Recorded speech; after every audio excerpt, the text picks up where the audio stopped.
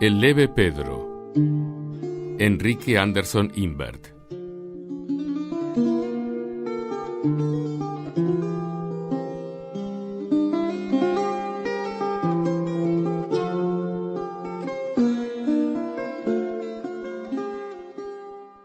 Durante 2 meses se asomó a la muerte.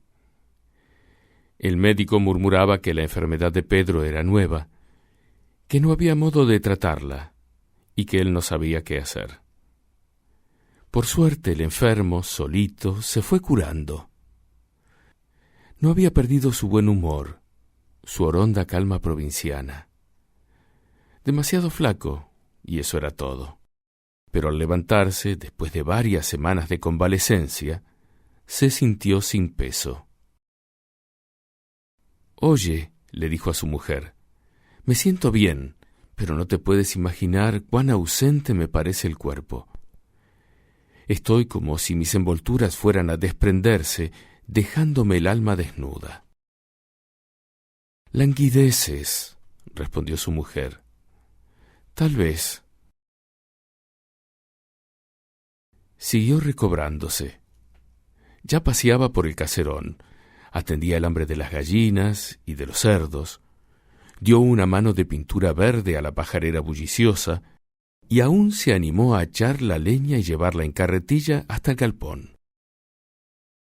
Pero, según pasaban los días, las carnes de Pedro perdían densidad. Algo muy raro le iba minando, socavando, vaciando el cuerpo.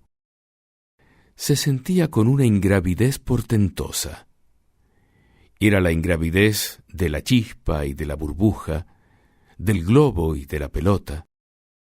Le costaba muy poco saltar limpiamente, trepar las escaleras de 5 en 5, tomar de un brinco la manzana más alta. «Te has mejorado tanto», observaba su mujer, «que pareces un chiquillo acróbata». Una mañana, Pedro se asustó. Hasta entonces su agilidad le había preocupado, pero todo ocurría como Dios manda. Era extraordinario que, sin proponérselo, convirtiera la marcha de los humanos en una triunfal carrera en volandas sobre la quinta. Era extraordinario, pero no milagroso. Lo milagroso apareció esa mañana. Muy tempranito fue al potrero. Caminaba con pasos contenidos, porque ya sabía que en cuanto taconeara, iría dando botes por el corral. Arremangó la camisa, acomodó un tronco, tomó el hacha y asestó el primer golpe. Y entonces, rechazado por el impulso de su propio hachazo, Pedro levantó vuelo. Prendido todavía del hacha, quedó un instante en suspensión, levitando allá, a la altura de los techos, y luego bajó lentamente. Bajó como un tenue vilano de cardo. Acudió su mujer cuando Pedro ya había descendido, y con una palidez de muerte, temblaba agarrado a un rollizo tronco. «Eve, casi me caigo al cielo». «Tonterías. No puedes caerte al cielo. Nadie se cae al cielo. ¿Qué te ha pasado?». Pedro explicó la cosa a su mujer, y ésta, sin asombro, le reconvino. «Te sucede por hacerte el acróbata. Ya te lo he prevenido. El día menos pensado te desnucarás en una de tus piruetas». «No, no», insistió Pedro. «Ahora es diferente. Me resbalé. El cielo es un precipicio, Eve». Pedro soltó el tronco que lo anclaba, pero se asió fuertemente a su mujer. Así, abrazados, volvieron a la casa. «Hombre», le dijo Eve, que sentía el cuerpo de su marido pegado al suyo, como el de un animal extrañamente joven y salvaje, con ansias de huir en un vertiginoso galope. «Hombre, déjate de hacer fuerza, que me arrastras». Das unos pasos como si quisieras echarte a volar. ¿Has visto? ¿Has visto? Algo horrible me está amenazando, Eve. Un esguince y ya comienza la ascensión. Esa tarde, Pedro, que estaba apoltronado en el patio leyendo las historietas del periódico, se rió convulsivamente, y con la propulsión de ese motor alegre fue elevándose como un ludión, como un buzo que se quitara las suelas. La risa se trocó en terror, y Eve acudió otra vez a las voces de su marido. Alcanzó a agarrarlo de los pantalones y lo atrajo a la tierra. Ya no había duda. Eve le llenó los bolsillos con grandes tuercas, caños de plomo y piedras, y estos pesos, por el momento, le dieron a su cuerpo la solidez necesaria para traquear por la galería y empinarse por la escalera de su cuarto.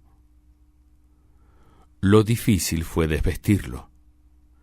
Cuando Eve le quitó los hierros y el plomo, Pedro, fluctuante sobre las sábanas, se entrelazó a los barrotes de la cama y le advirtió: «Cuidado, Eve, vamos a hacerlo despacio, porque no quiero dormir en el techo. Mañana mismo llamaremos al médico. Si consigo estarme quieto, no me ocurrirá nada. Solamente cuando me agito me hago aeronauta».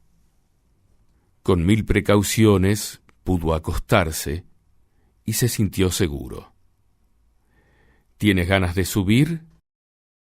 No, estoy bien. Se dieron las buenas noches y Eve apagó la luz.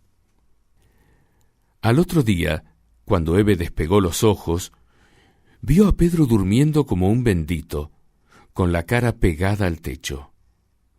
Parecía un globo escapado de las manos de un niño. «¡Pedro! ¡Pedro!», gritó aterrorizada. Al fin, Pedro despertó, dolorido por el estrujón de varias horas contra el cielo raso.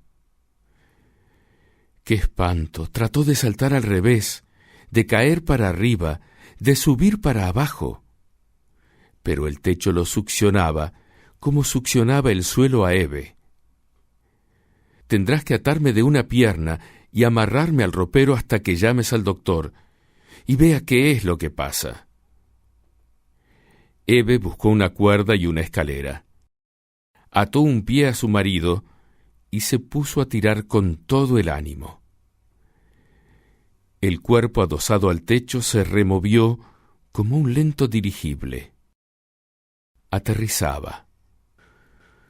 En eso se coló por la puerta un correntón de aire que la dio la leve corporeidad de Pedro, y como a una pluma, la sopló por la ventana abierta. Ocurrió en un segundo. Eve lanzó un grito y la cuerda se le escapó de las manos. Cuando corrió a la ventana, ya su marido, desvanecido, subía por el aire inocente de la mañana. Subía en suave contoneo como un globo de color fugitivo en un día de fiesta, perdido para siempre en viaje al infinito.